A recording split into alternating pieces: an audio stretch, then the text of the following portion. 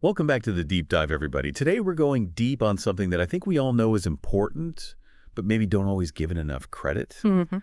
It's our habits. Yeah, habit. And we're looking at how understanding our habits can be a total game changer for, for learning new things Yeah, and just for our well-being in general. right. And, we hear so much about willpower and motivation being the keys to reaching our goals, but Right. what if it's actually our habits, these kind of automatic behaviors that are really the driving force behind so much of what we do? Yeah, I think that's such a good point. And to really get into it, dive into this great review article by Logan Fiorella, it's called The Science of Habit and Its Implications for Student Learning and Well-Being. Okay. From Educational Psychology Review back in 2020. And what we really want to do today is first, just get a grip on how habits actually work. What's the science behind them? Then look at how they connect with our goals. Right. And with self-control, which, we all know is such a tricky thing. And then most importantly, I think really dig into some practical strategies for how to break those bad habits that we all have and build the good ones that help us move forward. Especially, in terms of learning and just feeling good overall. Yeah, and it is amazing how much of our daily lives is really just running on autopilot. Totally. Way back in the late 1800s, William James, he was like a pioneer in psychology. He pointed out that, most of what we do, from the moment we wake up to when we go to bed, it's really just habitual. It's these ingrained patterns of behavior. Yeah, it's kind of wild when you think about it like that. It is. Okay, so let's back up for a second. When we say habits, Yeah. I mean, what are we actually talking about here? So at their core, habits are really just behaviors that have become strongly linked to specific situations or contexts. Okay. So think about it like, particular time of day, a certain place, who you're with, what you were just doing, or even like your mood can all be triggers for these habitual responses. Yeah, okay, so for me, I know that as soon as I sit down on the couch in the evening, I immediately want a snack. Exactly. It's automatic. Right. And it's way more common than we might think. Really? Yeah, there was this study back in 2002 by Wood and some colleagues where they actually had college students keep these detailed diaries Sure. of their daily activities, and it turned out that something like 43% of what they did every day happened at the same time and in the same place. Wow, that's a lot. It is, and that included things like studying and socializing and even exercise.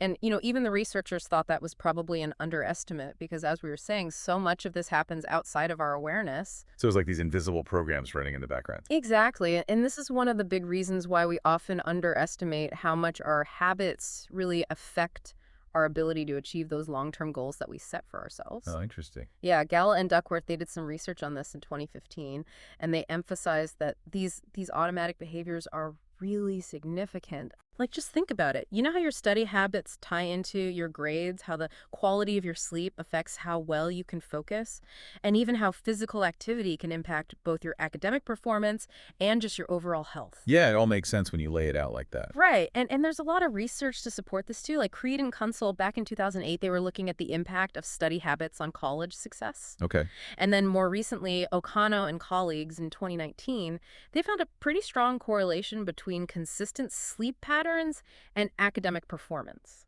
So basically, instead of trying to force ourselves to study more through just sheer willpower, it's really our underlying study habits that are going to make the biggest difference. Yeah, you've hit the nail on the head there. We tend to place so much emphasis on our conscious intentions and on willpower. Yeah, for sure. And this comes up a lot in educational research, too. There's a big focus on motivation, how much a student wants to learn, and on metacognition, how well they understand their own learning process.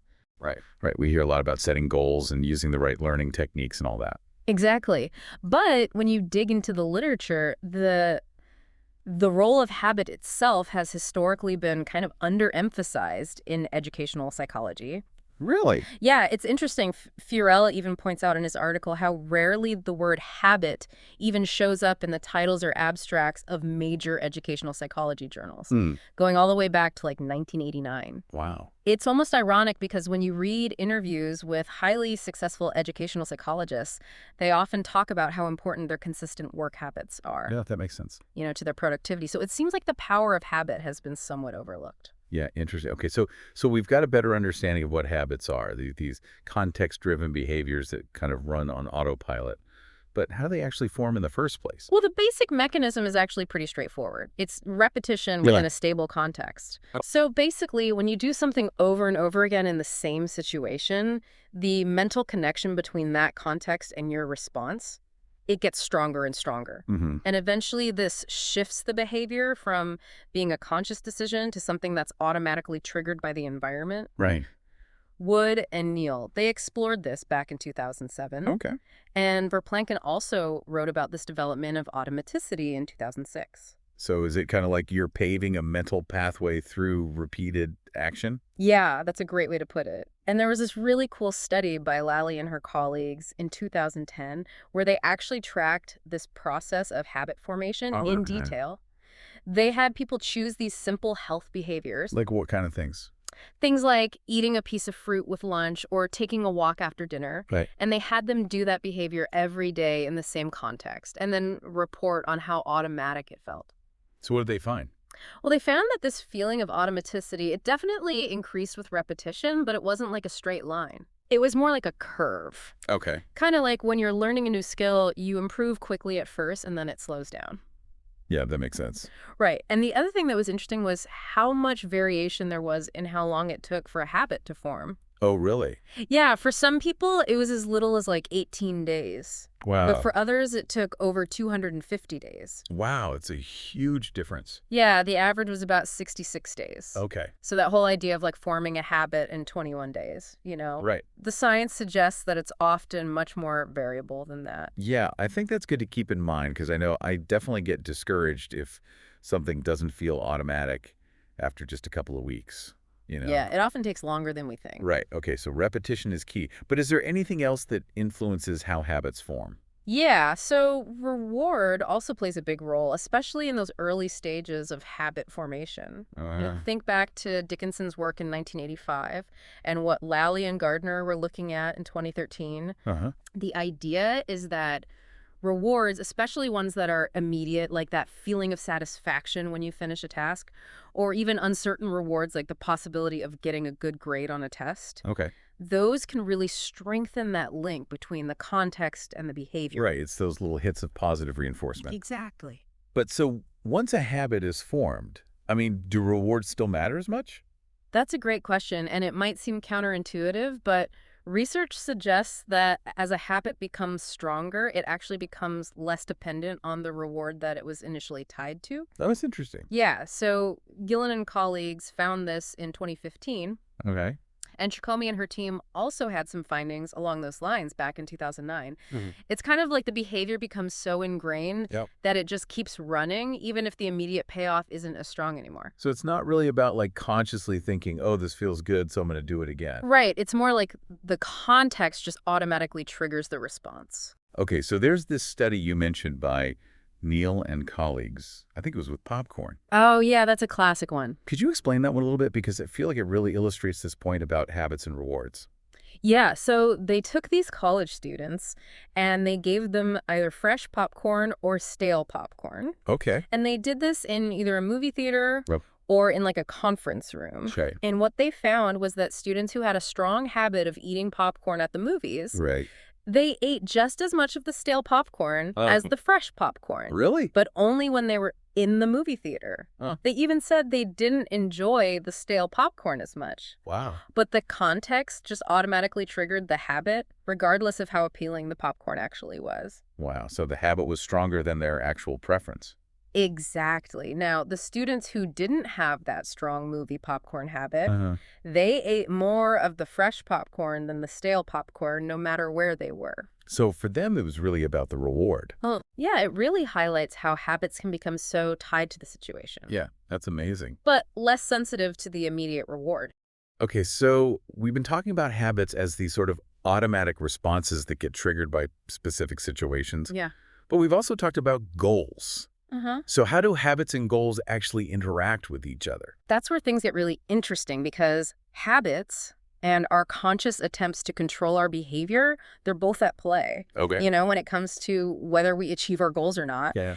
And Wood and Munger, they actually outlined this interplay back in 2016. Okay. And there's this helpful diagram in Fiorella's article that shows how this works visually. Right, right. I remember seeing that. So what's the dynamic like between these two forces?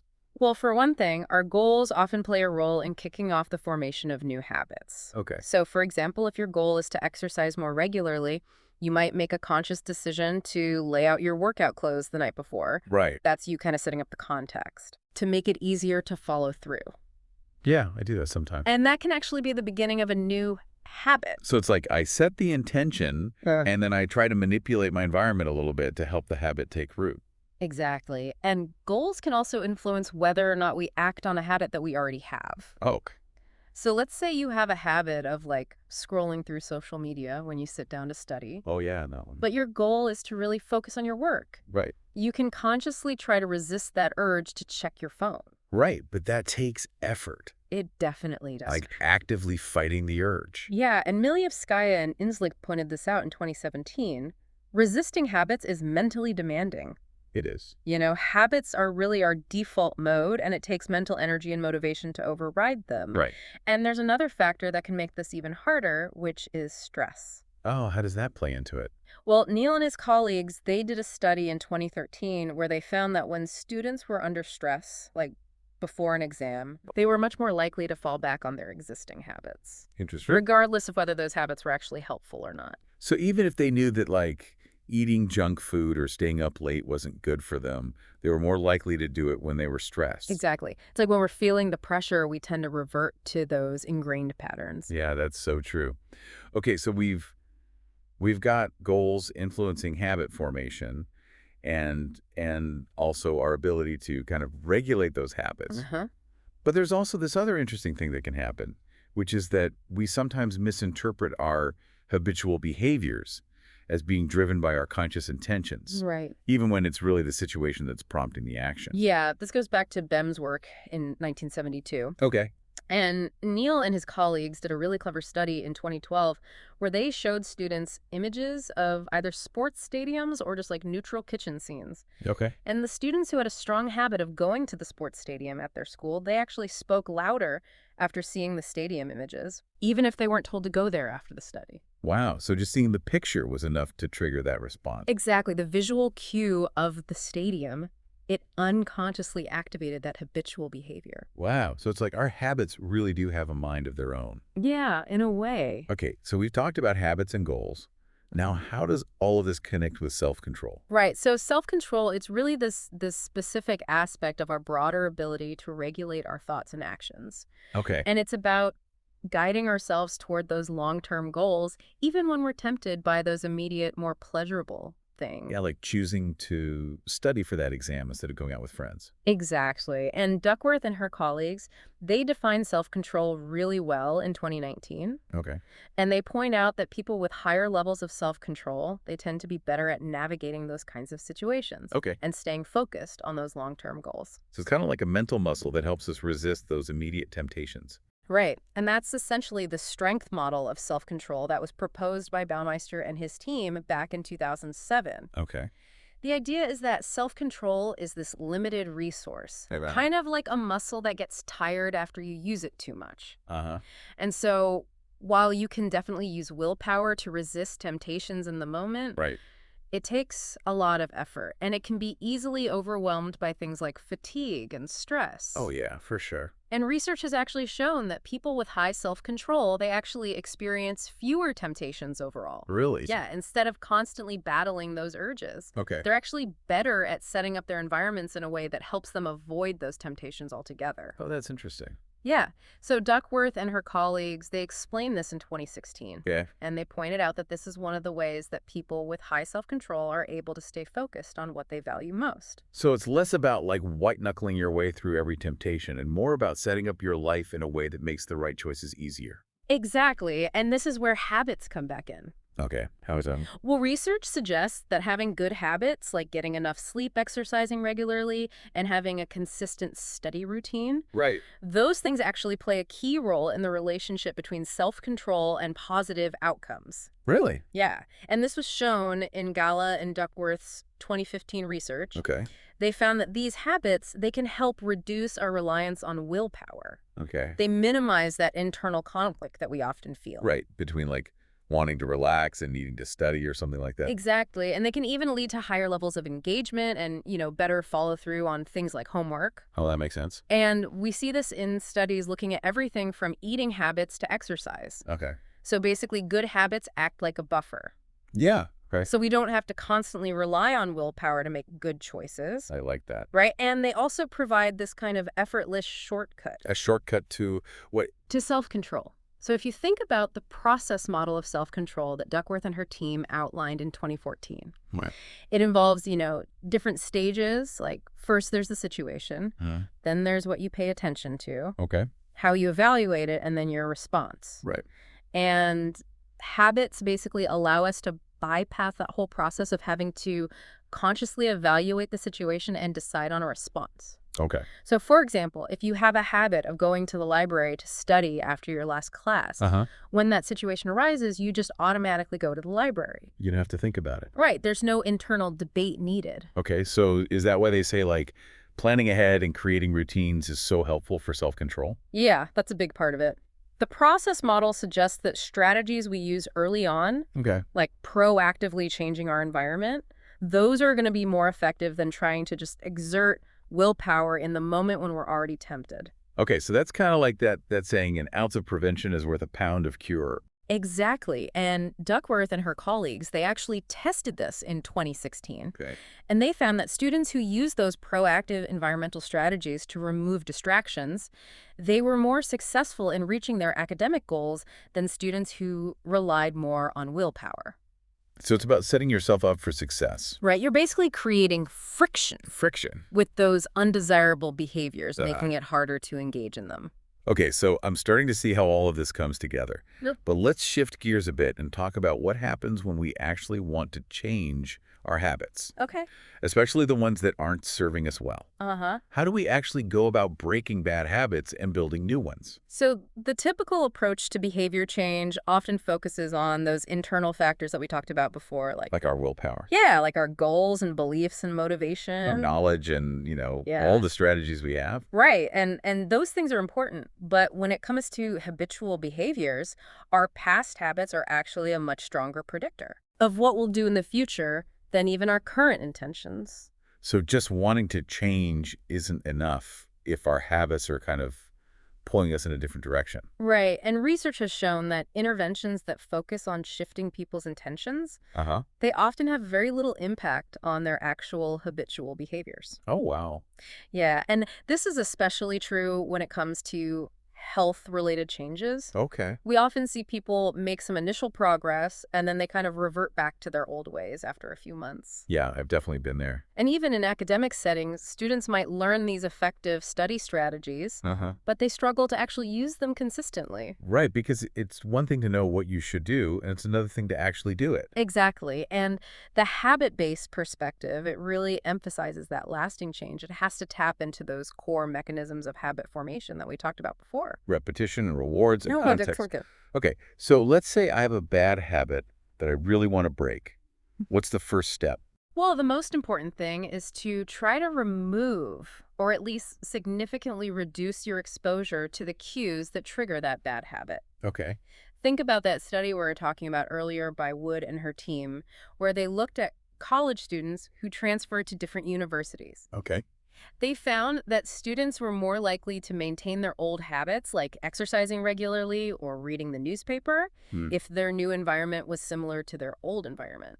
So if the cues were still there. Right. So if your bad habit is snacking while you're watching TV in your living room, maybe you could try watching TV in a different room. Okay. Or make sure that you don't keep snacks easily accessible in the living room. Yeah. Okay. So basically just change something about the context. Exactly. And this relates to a really interesting idea called the habit discontinuity hypothesis. Okay, what's that? So the idea is that when we experience big changes in our lives, Oh, like moving to a new city or starting a new job, uh-huh. that can disrupt our old habits and create a window of opportunity for forming new ones. That makes sense. And there's actually a study that supports this idea. Really? Yeah. Researchers did a field experiment looking at sustainable behaviors like recycling and using public transportation. Right. And they found that people who had recently moved were more likely to adopt those eco-friendly habits. Oh, that's really interesting. Yeah, so major life changes can be a chance to kind of hit the reset button on some of our habits. I like that idea.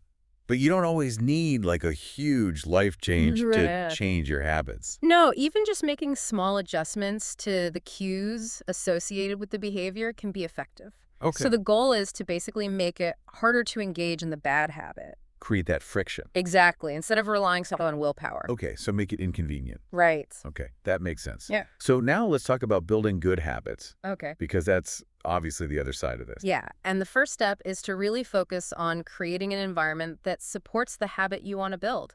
Okay, so how do you do that? Well, you want to make sure that the desired behavior is easy to repeat and that you're doing it in a consistent setting. Yeah. Remember that study we talked about earlier where they found that it takes weeks of repetition for a behavior to become automatic?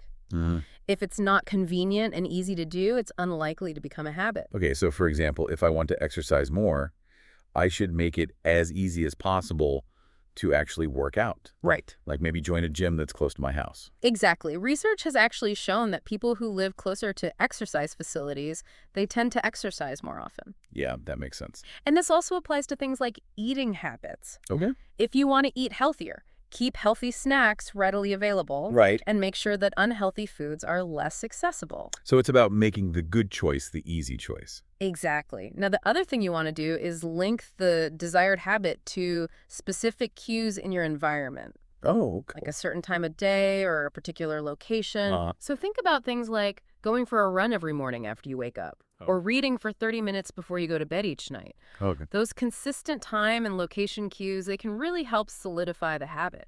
And what about habit stacking? Yeah, that's a great technique too. Remind me how that works.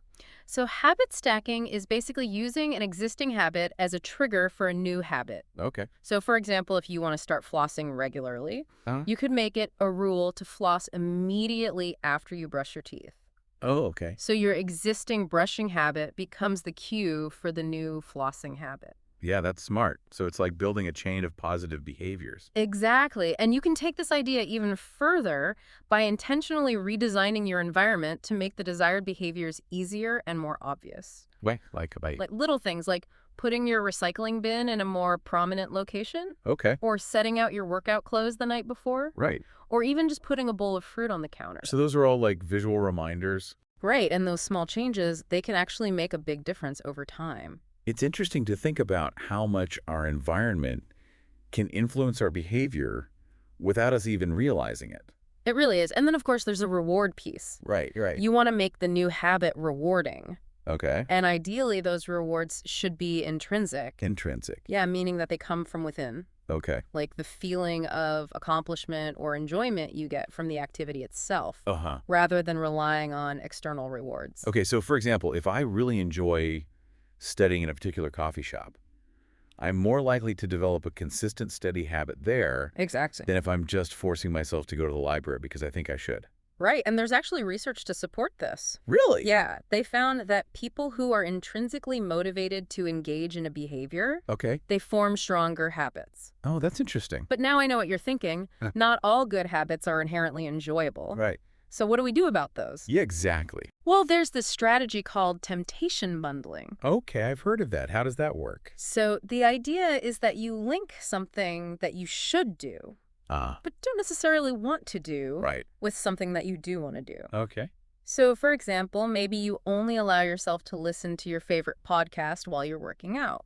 Oh, I like that. Right, so you're kind of tricking your brain into associating the less appealing task with something that you already enjoy. Yeah, that's clever. And then finally, don't underestimate the power of unexpected positive feedback, Oh, okay. like praise. Okay. So, for example, if a student receives unexpected praise for their work, that can actually help reinforce that behavior without undermining their own intrinsic motivation. Yeah, that makes sense. So basically, we've got these 3 key ingredients for building good habits. Okay, let me see if I can summarize this. Okay. So first, you want to make the behavior easy to repeat and do it in a consistent environment. Right. Second, you want to link it to specific cues. Yep. And third, you want to make it rewarding. Exactly. I think I've got it. And while research on the long-term effects of these habit-focused interventions is still emerging, the early results are pretty promising. Oh, that's good to hear. Yeah. For example, there was a study that showed that using environmental cues can increase healthy eating behaviors. Okay.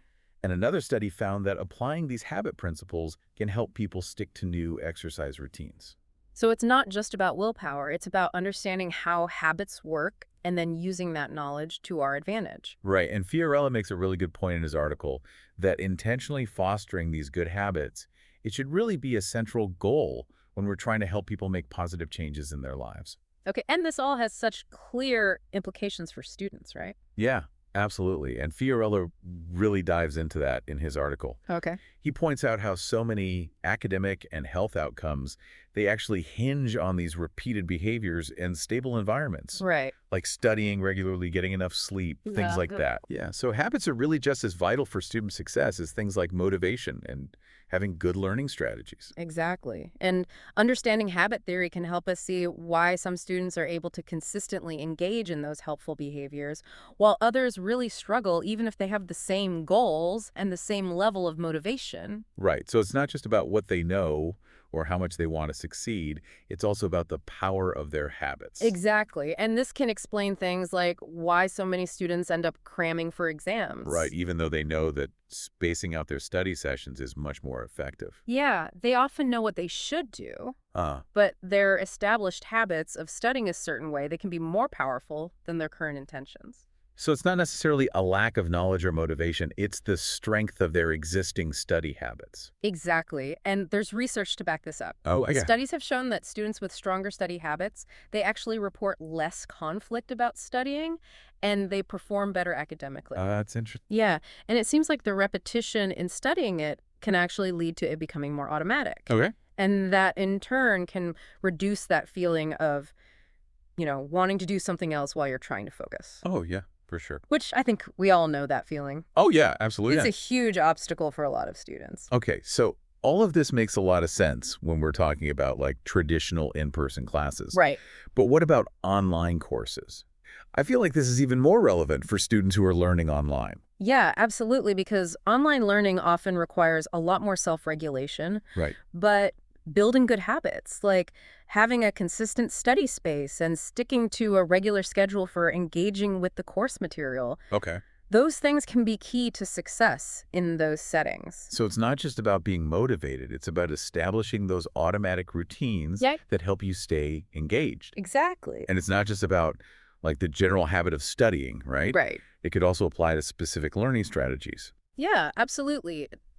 The learning strategies that students use without even really thinking about it, those probably reflect their habitual responses to different learning situations. So, for example, if a student is in the habit of passively rereading their notes instead of actively testing themselves, just telling them that active recall is a better strategy probably isn't enough to change their behavior. Right. They need to actually develop the habit of using that strategy in specific contexts. Okay, so how can we help students do that? Well, it comes back to those key principles we talked about before. Context and repetition and reward. Exactly. So we need to help them structure their study environment, link those strategies to specific cues, and find ways to make the process feel rewarding. Yeah, okay. And I know Fiorella also talks about technology habits, which are a huge issue for students today. They are. Technology can be a major source of distraction. For sure. That interferes with studying. And even in the classroom, it can lead to a lot of disruption. Yeah.